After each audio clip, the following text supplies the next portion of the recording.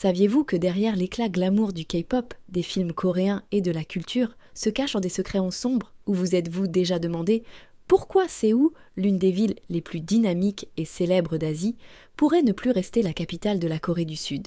L'industrie du divertissement sud-coréenne ne génère pas seulement des milliards de dollars, mais cache aussi des vérités surprenantes et choquantes, telles que des pressions extrêmes, des contrats de type esclavage et la controversée relocalisation de la capitale. Ces aspects nous poussent à repenser le côté sombre de cette croissance extraordinaire. La vidéo d'aujourd'hui dévoilera des faits étonnants sur l'industrie génératrice de revenus de la Corée du Sud et les raisons pour lesquelles Séoul pourrait ne plus être la capitale du pays. Si vous êtes curieux de continuer à explorer des histoires non racontées à travers le monde, cliquez sur s'abonner et activez les notifications pour ne manquer aucune vidéo de Histoire de Poussin.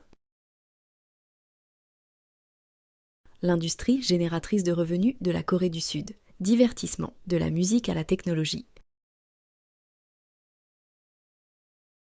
L'industrie du divertissement de la Corée du Sud n'a pas seulement stimulé la croissance économique du pays, elle est aussi devenue une véritable machine à générer des revenus. Des rythmes vibrants du K-pop au drama captivant, K-drama. La Corée du Sud a construit une culture de divertissement d'influence mondiale. Cette industrie rapporte non seulement des milliards de dollars chaque année, mais améliore également l'image internationale du pays. Un des piliers majeurs de l'industrie du divertissement sud-coréenne est le K-pop. Des groupes comme BTS, Blackpink et EXO ne sont pas seulement célèbres au niveau national. Ils ont aussi suscité des sensations mondiales, s'étendant de l'Asie et de l'Europe à l'Amérique latine. Les concerts à grande échelle de ces groupes attirent des dizaines de milliers de fans, générant des millions de revenus grâce à la vente de billets, de marchandises et aux promotions de marques. Au-delà de la musique, le cinéma sud-coréen émerge également comme un énorme générateur de revenus. Le film Parasite a fait l'histoire en remportant l'Oscar en 2020, élevant le cinéma coréen à de nouveaux sommets. Ce succès n'est pas seulement une source de fierté nationale,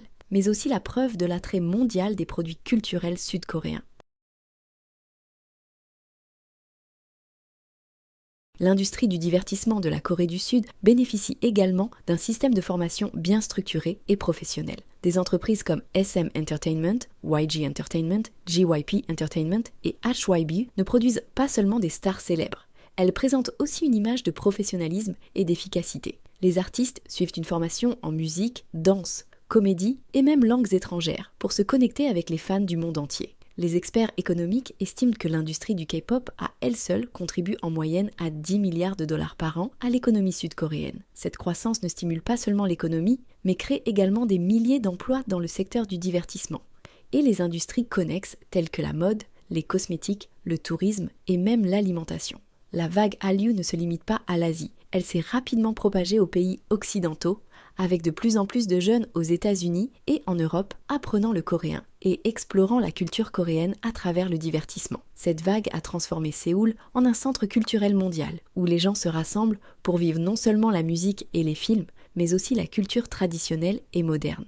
En outre, l'avancement de la technologie numérique a complètement transformé l'industrie du divertissement en Corée du Sud. Des plateformes comme YouTube, Spotify et Netflix permettent désormais aux produits de divertissement coréens d'atteindre des millions de fans à travers le monde en quelques secondes. Les concerts en direct, les émissions en ligne et les programmes de télé-réalité sont devenus des machines à générer des revenus, grâce au soutien écrasant des communautés de fans du monde entier. Les artistes sud-coréens ont élargi leur portée au-delà des arts de la scène. Ils sont devenus ambassadeurs de grandes marques comme Coca-Cola, Samsung et Louis Vuitton, augmentant les ventes grâce aux campagnes publicitaires. Les contrats de parrainage multimillionnaires sont devenus une source de revenus essentielle pour l'industrie du divertissement.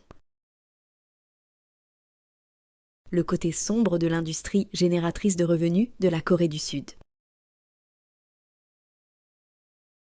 Bien que l'industrie du divertissement sud-coréenne soit célébrée comme une machine à générer des revenus, contribuant de manière significative au PIB du pays, elle recèle également de sérieuses préoccupations derrière le glamour du K-pop, des K-dramas et du succès mondial. Ces préoccupations affectent la santé physique et mentale de ceux qui travaillent dans l'industrie. Pression extrême et concurrence féroce. Un des aspects les plus évidents du côté sombre de l'industrie du divertissement sud-coréenne est la pression extrême subie par les artistes. Les célébrités, en particulier les idoles du K-pop, sont sous surveillance constante à la fois de la part des entreprises de gestion et des fans. Elles doivent maintenir une image parfaite non seulement sur scène, mais aussi dans leur vie personnelle. Toute erreur peut entraîner des critiques sévères du public, pouvant mener à des boycotts. La concurrence dans l'industrie est tout aussi féroce. Les idoles subissent une formation rigoureuse, parfois dès leur plus jeune âge, avec d'innombrables heures de pratique, de la danse, du chant, de la comédie et des cours de langue pour se préparer à des carrières internationales. Cette course ne laisse aucune place à l'échec, et ceux qui ne se démarquent pas parmi des centaines d'espoirs doivent souvent renoncer à leur rêve de célébrité. Exploitation et conditions de travail difficiles. Un autre problème majeur de l'industrie du divertissement sud-coréenne est l'exploitation des travailleurs, en particulier les idoles du K-pop. De nombreuses entreprises de gestion imposant des contrats contraignants, souvent appelés contrats d'esclavage, qui peuvent durer de 7 à 13 ans. Pendant cette période, les artistes ont peu de liberté financière, toutes leurs activités et leurs revenus étant contrôlés par leurs entreprises. De nombreux artistes travaillent jusqu'à l'épuisement, avec des emplois du temps surchargés de performances, de tournages et d'apparitions à la télévision. Ils doivent non seulement répondre à des normes strictes de poids et d'apparence, mais aussi subir un contrôle rigide de leur vie personnelle, des habitudes alimentaires aux relations amoureuses. Certains artistes ont révélé qu'ils ne dormaient que quelques heures par jour, tout en voyageant constamment et en maintenant une haute performance de travail malgré la détérioration de leur santé. Santé mentale et taux élevé de dépression. L'un des aspects les plus préoccupants du côté sombre de l'industrie du divertissement sud-coréenne est son impact sévère sur la santé mentale des artistes. Le stress de maintenir une image impeccable, l'isolement d'une vie normale et la pression des entreprises de gestion et des fans ont conduit de nombreux artistes à souffrir de dépression et de troubles anxieux. Les études montrent que le taux de troubles psychologiques chez les artistes sud-coréens est nettement plus élevé que la moyenne. De nombreux artistes évitent de parler publiquement de leur santé mentale par peur d'être jugés ou de perdre leur carrière. Malheureusement, certains ont choisi de mettre fin à leur jour comme moyen d'échapper à une pression insupportable. Des artistes comme Jonghyun du groupe SHINee, Sulli et Guara sont des exemples tragiques de la crise de santé mentale dans l'industrie du divertissement sud-coréenne. Ils ont lutté contre la dépression tout au long de leur carrière et ont finalement mis fin à leur jour. Ces incidents déchirants ont choqué non seulement la Corée du Sud, mais le monde entier, suscitant des conversations sur la santé mentale dans l'industrie du divertissement. Harcèlement sexuel et abus de pouvoir. Le harcèlement sexuel et les abus de pouvoir sont d'autres problèmes majeurs dans l'industrie du divertissement. Les idoles, en particulier les artistes féminines, sont souvent victimes de harcèlement de la part de la gestion ou de collègues. Certaines ont rapporté avoir été forcées à participer à des rassemblements privés avec des sponsors ou des figures puissantes de l'industrie. Les scandales d'abus sexuels ne sont pas rares dans le secteur du divertissement en Corée du Sud. Le scandale Burning Sun, impliquant une boîte de nuit appartenant à Seungri, un ancien membre de Big Bang, a exposé un réseau de trafic, de prostitution et de harcèlement sexuel. Ce scandale a ébranlé l'industrie et soulevé de sérieuses questions sur le manque de protection des artistes. Pression sur l'apparence et chirurgie esthétique. L'apparence est un facteur crucial dans l'industrie du divertissement en Corée du Sud, où les artistes sont constamment sous pression pour maintenir une apparence impeccable. Cette pression a créé une course effrénée pour améliorer l'apparence, souvent par la chirurgie esthétique. De nombreuses entreprises de gestion poussent les artistes à subir des opérations pour répondre aux normes de beauté publique, telles que les paupières doubles, les nez hauts et les visages en forme de V. La Corée du Sud a le taux de chirurgie esthétique le plus élevé au monde, et l'industrie de la chirurgie esthétique est devenue une partie importante de l'économie. Cependant, cela a conduit à des conséquences négatives, beaucoup se sentant obligés de modifier leur apparence pour s'adapter aux normes de beauté de la société. Certains ont subi des complications graves à la suite des opérations, affectant à la fois leur santé et leur bien-être mental. Exploitation des fans. Les fans jouent un rôle crucial dans le succès des artistes, mais le côté sombre de l'industrie du divertissement sud-coréenne inclut l'exploitation de la loyauté des fans. Les entreprises de gestion et les groupes musicaux organisent souvent des fan meetings coûteux, vendent des billets de concert à des prix élevés et commercialisent des produits tels que des albums, des photobooks et des lightsticks à des prix exorbitants. Les fans se sentent souvent obligés de dépenser plus que leurs moyens pour montrer leur soutien. Les communautés de fans sont également affectées psychologiquement lorsque leurs idoles rencontrent des problèmes. Les attentes élevées des fans peuvent conduire à des conséquences involontaires, avec des boycotts et des critiques qui nuisent parfois à la carrière et à la santé mentale des artistes. L'industrie du divertissement, glamour et ombre. Bien que l'industrie du divertissement sud-coréenne soit une machine à générer des revenus pour l'économie et une puissante marque mondiale, elle cache aussi des coins sombres que tout le monde ne voit pas. Des problèmes tels que la pression mentale, l'exploitation des travailleurs, l'abus de pouvoir et le harcèlement sexuel sont des défis sérieux auxquels les artistes sont confrontés quotidiennement. Bien que des efforts aient été faits pour améliorer les conditions de travail et protéger les droits des artistes, l'industrie du divertissement de la Corée du Sud a encore un long chemin à parcourir pour équilibrer le succès avec la protection de la santé physique et mentale de ceux qui consacrent leur vie à l'art. Squid Game et les vies sous pression de la jeunesse coréenne. La série à succès Squid Game n'est pas seulement une forme de divertissement. Elle sert d'avertissement sur les pressions financières auxquelles de nombreux jeunes sud-coréens sont confrontés. Sous la façade du développement, de nombreux jeunes sont accablés de dettes, de faillites et d'une concurrence implacable. Poussés par le matérialisme, certains jeunes sud-coréens tombent dans un cycle de crédits et de prêts pour maintenir leur image extérieure. Les statistiques montrent que des milliers de Sud-Coréens déposent le bilan chaque année, beaucoup d'entre eux étant dans la vingtaine. Cette pression financière n'affecte pas seulement leur portefeuille, mais conduit également à la dépression et, dans les cas extrêmes, au suicide.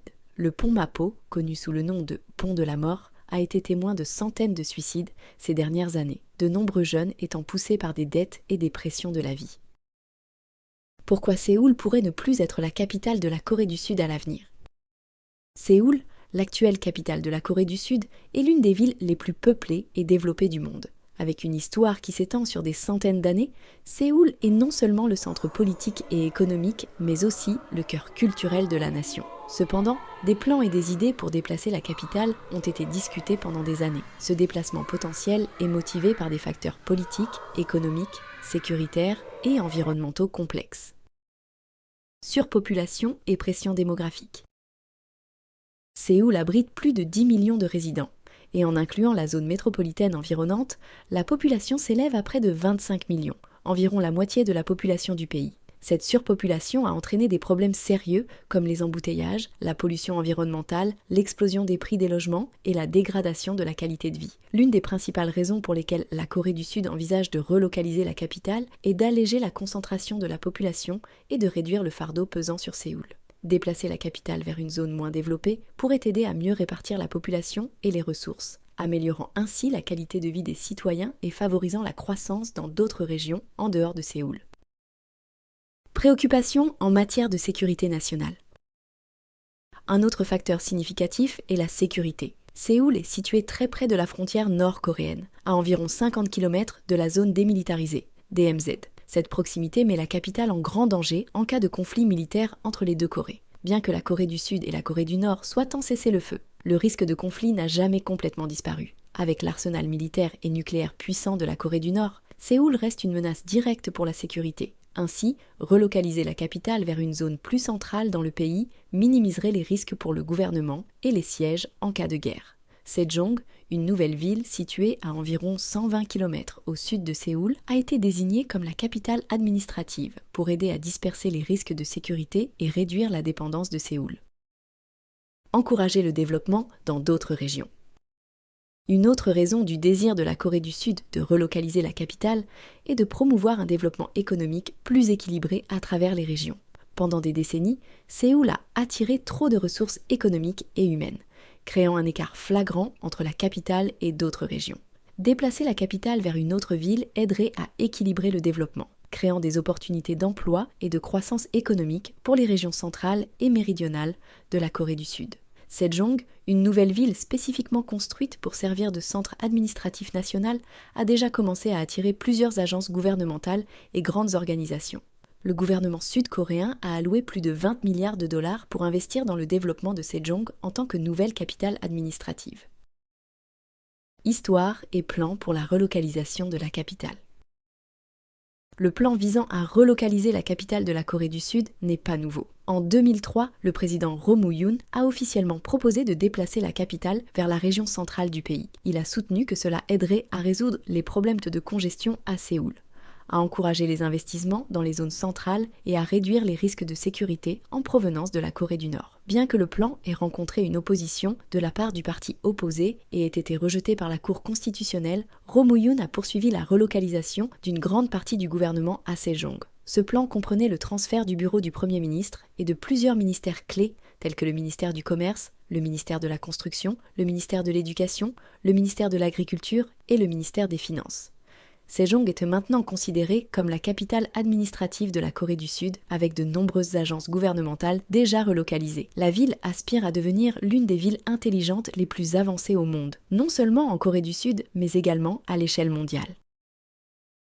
Le futur de Sejong, la principale ville intelligente de la Corée du Sud. Sejong n'est pas seulement un nouveau centre administratif, mais un symbole de l'avenir de la Corée du Sud. La ville a été construite pour devenir une ville intelligente avec des systèmes de transport modernes, une infrastructure de haute technologie et des zones résidentielles respectueuses de l'environnement. Le projet Sejong devrait être achevé d'ici 2030 et est divisé en 3 phases, avec un investissement gouvernemental substantiel. L'un des points forts de Sejong est son système de transport public avancé qui présente des véhicules autonomes et connectés de manière intelligente, conçus pour minimiser les embouteillages et réduire la pollution environnementale. De plus, les bâtiments et bureaux gouvernementaux à Sejong sont conçus pour être efficaces en termes d'énergie et réduire les émissions de carbone. Opposition et défis. Malgré le soutien généralisé à la relocalisation de la capitale, il existe encore des défis et des oppositions. Certains craignent que déplacer la capitale ne diminue la position internationale de Séoul en tant que centre financier, culturel et technologique majeur en Asie. De plus, relocaliser toute la capitale prendra du temps et sera coûteux, affectant potentiellement l'infrastructure bien établie à Séoul. Néanmoins, le gouvernement sud-coréen estime que la relocalisation de la capitale est une stratégie à long terme, pour alléger la pression sur Séoul et marquer un nouveau tournant dans le développement durable du pays. Après avoir découvert les vérités choquantes sur avec sa proximité de la Corée du Nord et sa surpopulation, Séoul pourrait ne plus être la seule capitale de la Corée du Sud à l'avenir. Sejong, en tant que capitale administrative, devient progressivement le nouveau centre des opérations gouvernementales. Ce déménagement réduit non seulement les risques de sécurité, mais ouvre également des opportunités économiques pour d'autres régions en Corée du Sud. À l'avenir, Sejong a le potentiel de devenir une capitale moderne, intelligente et durable, marquant une nouvelle ère dans le développement de la Corée du Sud. Après avoir découvert les vérités choquantes sur l'énorme industrie du divertissement et pourquoi Séoul pourrait ne plus être la capitale, êtes-vous surpris par les côtés sombres derrière l'impressionnant développement de la Corée du Sud? Que pensez-vous qu'il arrivera ensuite à l'avenir de Sejong et à l'industrie du divertissement dans la terre du matin calme? Partagez vos pensées dans les commentaires et rejoignez la discussion. Si vous êtes fasciné par des histoires uniques et souhaitez continuer à découvrir des secrets passionnants à travers le monde, n'oubliez pas de cliquer sur s'abonner et d'activer les notifications pour ne manquer aucune vidéo de Histoire de Poussin. Explorons et découvrons le monde ensemble à travers de nouvelles perspectives.